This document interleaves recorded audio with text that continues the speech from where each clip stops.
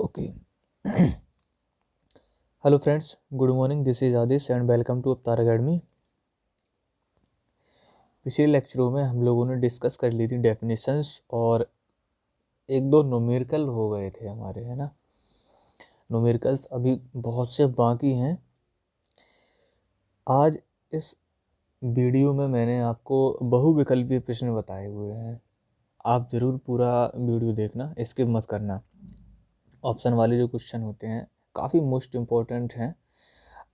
मतलब समतल दर्पण पर जो पृष्ठ होता है ना, समतल पृष्ठ पर प्रकाश का परावर्तन और गोलीय पृष्ठ पर प्रकाश का परावर्तन, दोनों चैप्टरों से क्वेश्चन उठाए गए हैं। आप ज़रूर देखना, है ना। तो पहला क्वेश्चन है अदीप्त प्रकाश स्रोत। अदीप्त प्रकाश स्रोत की हम लोगों ने डेफिनेशन देखी थी, तो उसमें क्या था कि जो प्रकाश स्रोत दीप्त प्रकाश स्रोतों से प्रकाश लेते हैं और फिर चमकते हैं, उन्हें हम लोग क्या बोलते हैं? अदीप्त प्रकाश स्रोत बोलते हैं। और जो इसमें अदीप्त प्रकाश स्रोत है वो कौन सा है हमारा? ऑप्शन ए में दिया गया है चंद्रमा, ऑप्शन बी में है सूर्य, ऑप्शन सी में है ए और बी, ये दोनों दिए गए हैं, ठीक है, और डी में है तारे, ठीक है। तो सूर्य भी देखो किसी से नहीं लेता है प्रकाश, ठीक है, तो सूर्य भी हमारा कैसा हुआ है? सूर्य हमारा दीप्त में होगा, सूर्य हमारा दीप्त है। तारे भी किसी से प्रकाश नहीं लेते हैं, ठीक है। जब ये क्रॉस हो गया तो ये भी अपने आप क्रॉस हो जाएगा, ठीक है। तो बचा गया हमारा चंद्रमा। तो चंद्रमा हमारा प्रकाश लेता है सूर्य से और फिर बाद में चमकता है, ठीक है ना। अब अगले क्वेश्चन की तरफ बढ़ते हैं। अगला क्वेश्चन हमारा है निर्वात में प्रकाश की चाल कितनी होती है? निर्वात यानी कि वैक्यूम। निर्वात में प्रकाश की चाल कितनी होती है ये आपको मालूम होना चाहिए। तो निर्वात में प्रकाश की चाल, एक मिनट रुकना, एक मिनट।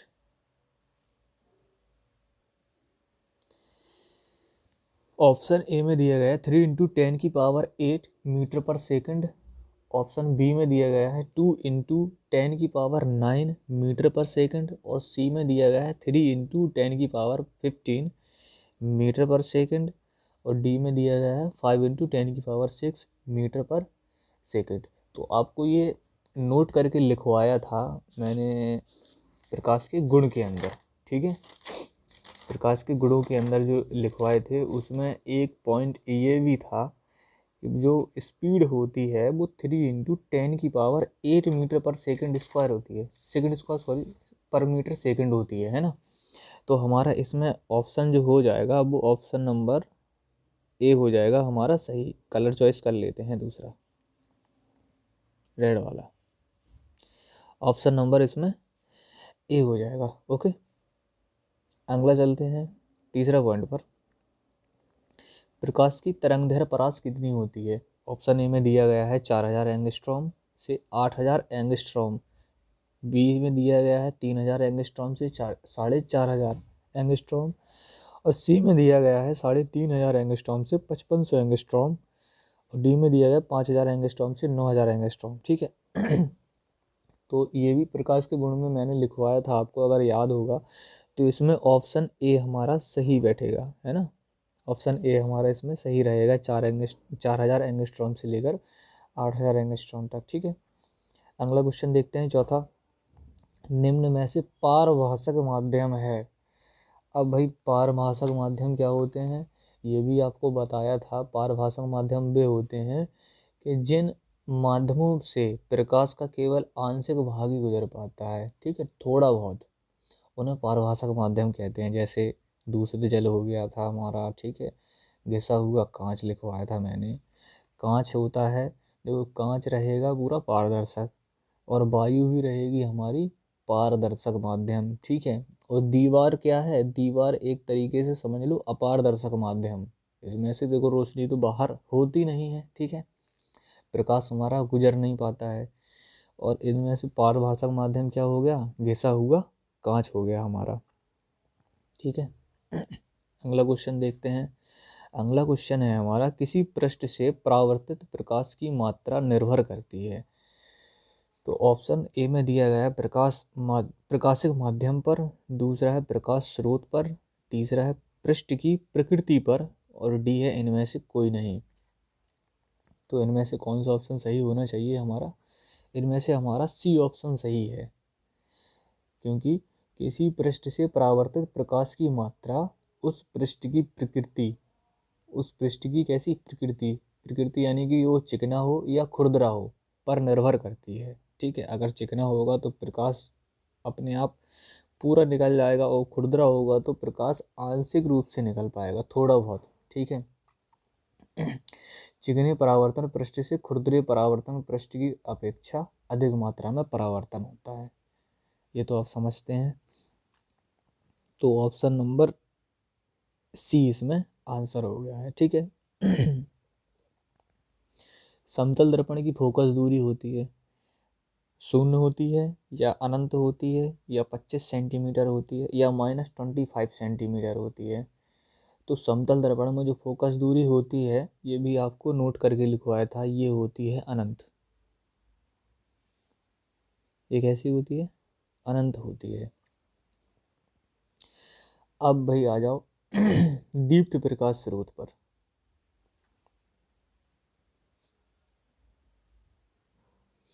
तो दीप्त प्रकाश स्रोत में मैंने क्या लिखवाया था कि वे प्रकाश स्रोत जो स्वयं प्रकाश उत्पन्न करते हैं, है ना, किसी से लेते नहीं हैं। अदीप्त प्रकाश स्रोत होते हैं जो लेते भी हैं, ठीक है, लेकिन जो स्वयं उत्पन्न करते हैं प्रकाश को, उन्हें क्या बोलते हैं हम लोग? दीप्त प्रकाश स्रोत बोलते हैं। उदाहरण भी लिखवाए थे मैंने, जैसे कि सूर्य, तारे, विद्युत बल्ब आदि। ठीक है, तो कांच तो हमारा नहीं हो सकता है। ठीक है, कांच और चंद्रमा, चंद्रमा क्या होते हैं? अदीप्त में आते हैं।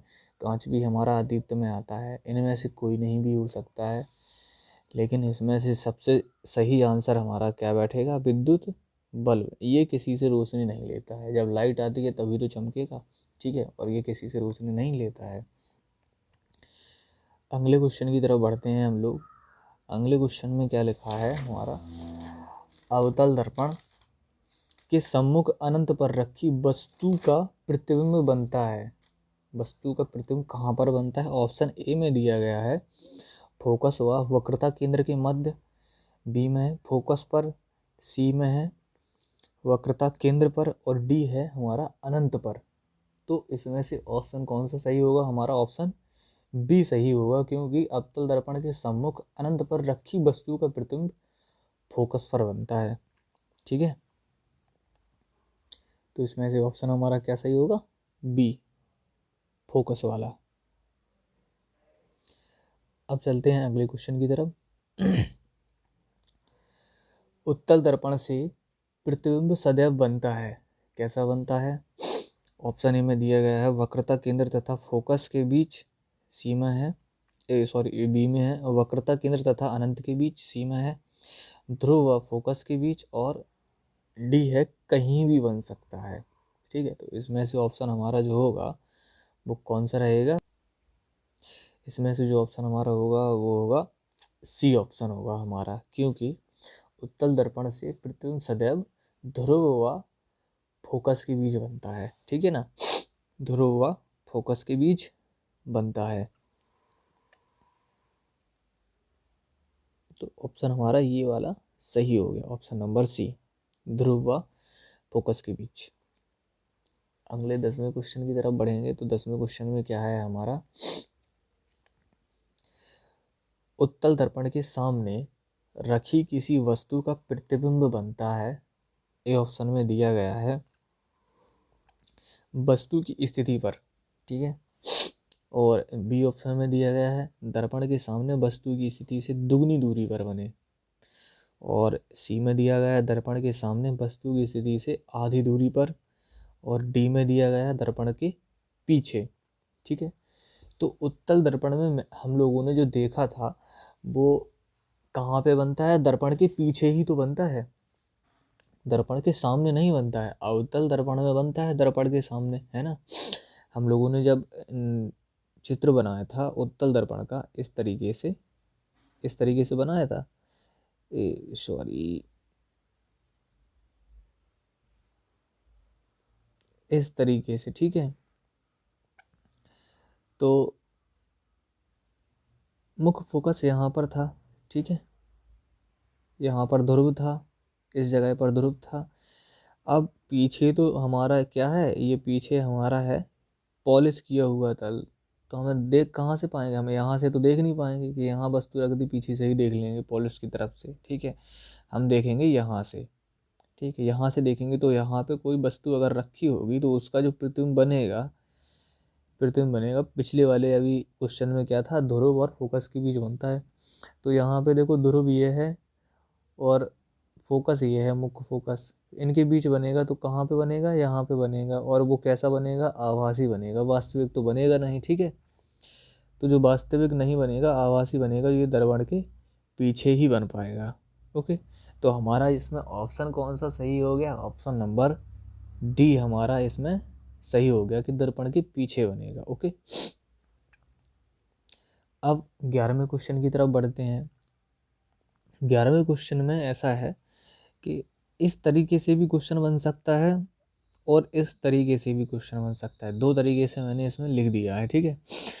तो 11वें क्वेश्चन में है, इनमें से कौन सा दर्पण वस्तु से छोटा व आभासी प्रतिबिंब बनाता है, अथवा करके आ जाएगा, या कि किस दर्पण में वस्तु का प्रतिबिंब सदैव वस्तु से छोटा, सीधा व काल्पनिक बनता है, ठीक है। काल्पनिक उसी को बोलते हैं, आभासी को, वास्तविक नहीं होता है ना। तो इसमें ऑप्शन दिए गए हैं समतल, अवतल, उत्तल और ये सभी। तो इनमें से जो सही ऑप्शन है वो कौन सा है, देखो अवतल तो हो नहीं सकता है, इसमें वास्तविक बनता है, ठीक है। समतल में भी वास्तविक बनता है, समतल में भी सामने ही बनता है, दर्पण के सामने, और अवतल में भी दर्पण के सामने बनता है, ठीक है।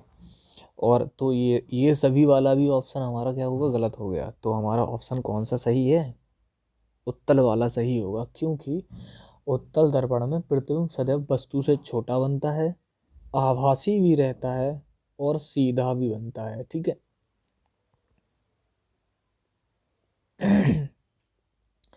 12वां क्वेश्चन में हमारा है, संयुग्मी फोकस संभव है केवल, संयुग्मी फोकस संभव है केवल किन किन में, उत्तल दर्पण में, अवतल दर्पण में, समतल दर्पण में, और या तो साधारण कांच में, ठीक है, या मतलब कि साधारण कांच हो जिसमें पॉलिश ना की गई हो, ठीक है। तो इसमें से ऑप्शन जो हमारा सही होगा वो ऑप्शन कौन सा सही होगा, अवतल दर्पण में, ऑप्शन बी, संयुग्मी फोकस, क्योंकि संयुग्मी फोकस केवल अवतल दर्पण में ही संभव होता है ना। 13वां क्वेश्चन है, उत्तल दर्पण की फोकस दूरी, वक्रता, त्रिज्या एवं वस्तु की दूरी के उपयुक्त चिन्ह हैं। उत्तल दर्पण में देखो मैंने जो बताया था कि उत्तल दर्पण में जो फोकस दूरी होती है वो पॉजिटिव होती है, वक्रता त्रिज्या होती है वो पॉजिटिव रहती है, और जो वस्तु की दूरी होती है, यानी कि जो फोकस दूरी होगी हमारी स्मॉल एफ, ऐसी फोकस दूरी होगी वो पॉजिटिव रहेगी। वक्रता त्रिज्या को हम लोग किससे प्रदर्शित करते हैं, आर से, ये भी हमारी पॉजिटिव रहेगी। और वस्तु की दूरी, वस्तु की दूरी को हम लोग किससे प्रदर्शित करते हैं, यू से, ठीक है। प्रतिबिंब की दूरी को हम लोग करते हैं भी से, और इसे मिटा देते हैं, अरे क्वेश्चन मिट गया,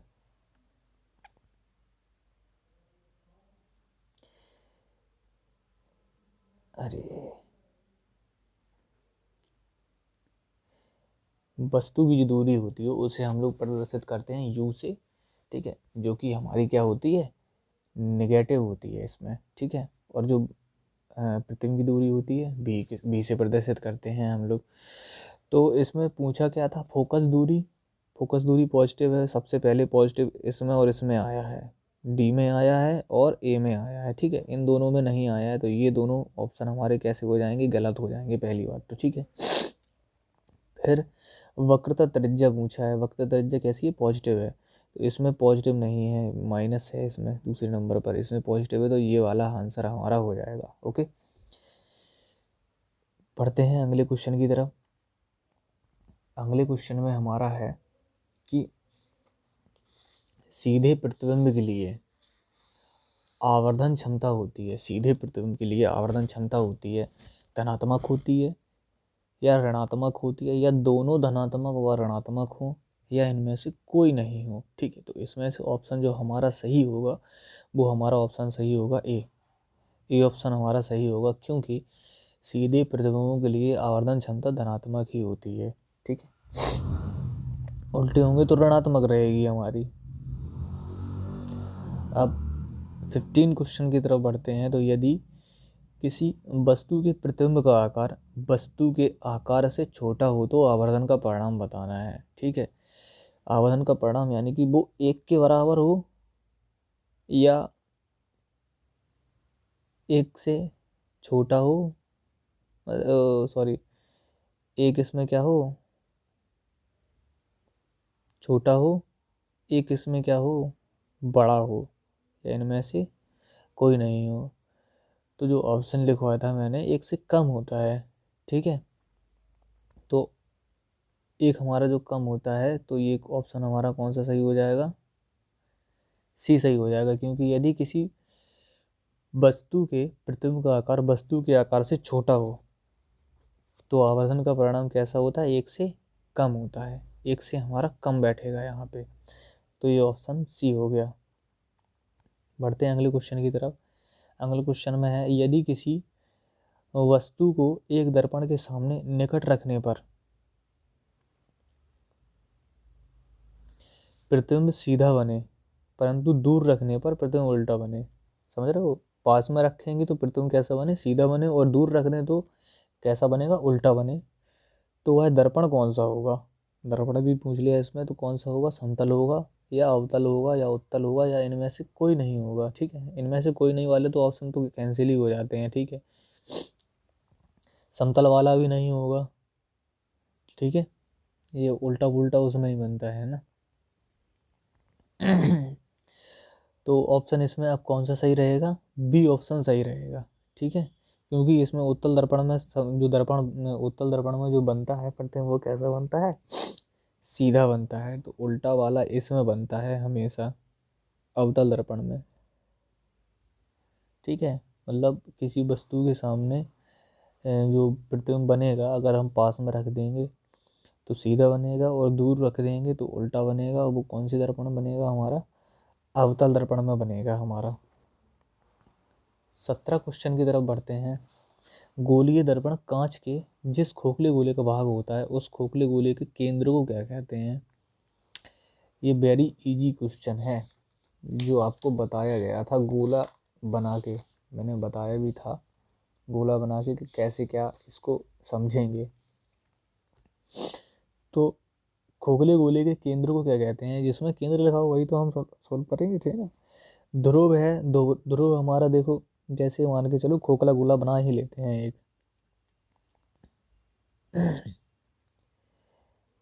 अवतल दर्पण बना लेते हैं हम लोग। ठीक है, ये हो गई हमारी मुख्य अक्ष वाली लाइन।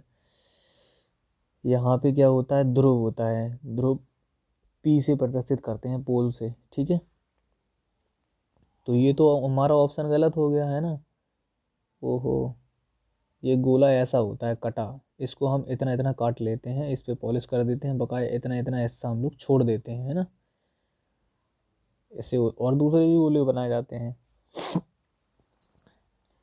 तो पी हमारा ऑप्शन है, यानी कि ध्रुव हमारा कैंसिल हो गया। ठीक है, अब फिर यहाँ पे आते हैं बिल्कुल मिडिल साइड में, इसे क्या बोलते हैं, वक्रता केंद्र। या अगर ये मान के चलो सिंपल गोला होता तो इसे क्या बोलते हम लोग, केंद्र बोलते। लेकिन जब गोला बनाया जा रहा है इसका, कांच बनाया जा रहा है इसका, अवतल दर्पण बनाया जा रहा है इसका, तो इसे क्या बोलेंगे, वक्रता केंद्र, यानी कि सेंटर। और यहाँ पे क्या होता है, मुख्य फोकस। ओके, तो मुख्य फोकस तो यहाँ पे है, ये भी हमारा क्या हो गया, कैंसिल हो गया। मुख्य फोकस इनमें से कोई नहीं भी कैंसिल हो गया, वक्रता केंद्र बीच में है तो ये सही हो गया हमारा।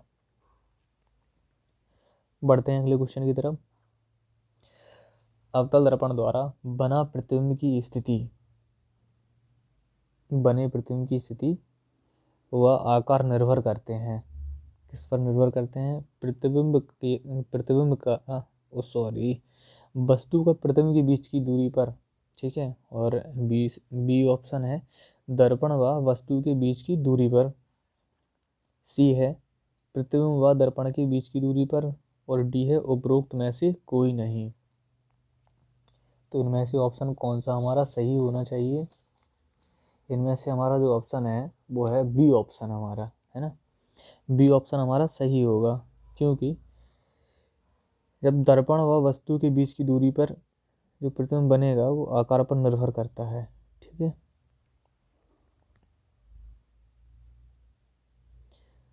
19वां क्वेश्चन है, यदि किसी वस्तु को अवतल दर्पण के सम्मुख फोकस पर रखा जाता है तो प्रतिबिंब बनेगा फोकस तल पर बनेगा कि वक्रता केंद्र पर बनेगा कि अनंत पर बनेगा या दर्पण के पीछे बनेगा।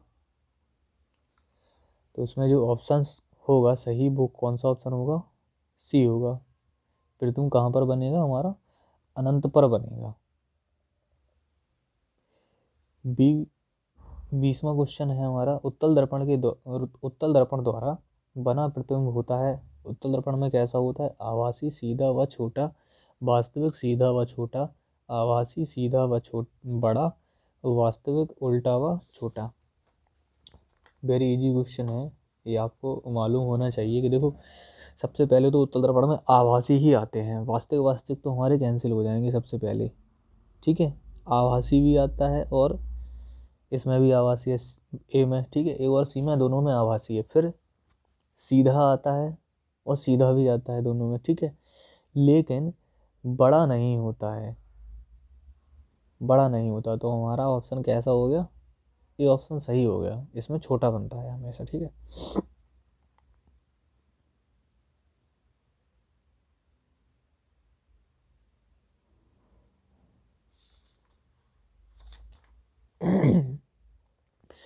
इक्कीसवां क्वेश्चन है, किसी दर्पण में यदि प्रतिबिंब के स्थान पर वस्तु रख दी जाए तो परावर्तन नहीं होता।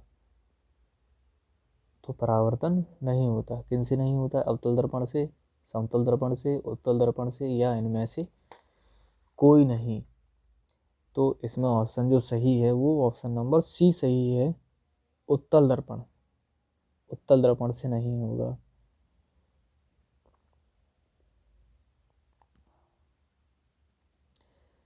22वां क्वेश्चन है, उत्तल दर्पण व अवतल दर्पण से प्रतिबिंब की दूरी यानी कि आभासी, ठीक है, का उपयुक्त चिन्ह है, चिन्ह युग्म है plus minus, minus plus, minus minus या प्लस प्लस। तो इसमें से कौन सा ऑप्शन सही होगा हमारा? माइनस सही होगा, क्योंकि जो प्रतिबिंब की दूरी होती है, प्रतिबिंब की दूरी हम लोग कैसे प्रदर्शित करते हैं? देखो वस्तु की दूरी हम लोग यू से और प्रतिबिंब की दूरी हम लोग भी से प्रदर्शित करते हैं, ठीक है। तो कैसी होगी? इसमें माइनस होगी, इसमें भी माइनस होगी, उत्तल और अवतल में, ठीक है। अगर अवतल दर्पण की दूरी आभासी हो तो। अब देखते हैं 23वां क्वेश्चन, किसी प्रतिबिंब का रेखीय आवर्धन निर्भर करता है। किस पर निर्भर करता है? वस्तु की स्थिति पर, वस्तु की प्रकृति पर, वस्तु के आकार पर, या वस्तु की दूरी पर। तो इसमें से जो ऑप्शन सही होगा वो हमारा कौन सा ऑप्शन सही होगा? वस्तु के आकार पर। वस्तु के आकार पर निर्भर करता है कि वो कितनी लंबाई है उसकी।